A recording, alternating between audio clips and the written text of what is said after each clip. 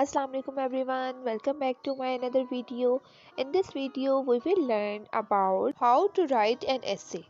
So let's discuss about 6 tips for writing an essay as well as cursive handwriting. As you can see, we will practice cursive handwriting. So keep watching my video and like and subscribe my YouTube channel. So our first tip is brainstorming your ideas and create outline. This will help you to organize your thoughts and ensure that your essay has a clear structure, and also improve your writing by watching my videos. Do practice on daily basis and it will definitely improve your handwriting. So keep watching. Okay, so first tip is brainstorming your ideas and create outline. It means that think critically. It will give you a clear picture about your topic. So you have to write clearly. Okay, let's move toward the next step. Second tip is strong introduction. It is one of the most important tips. Write a strong introduction that grabs the reader attention. Put more effort to write a strong introduction. Good handwriting will also play a vital role in this regard. Third one tip is purpose of an essay.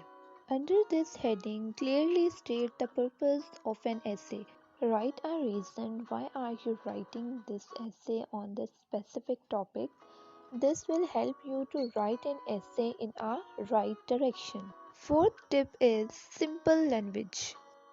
Yes, use simple and concise language to convey your idea effectively. Avoid using complex sentences that might be confuse your reader. I hope you are getting my points. Next one reason is evidence and examples.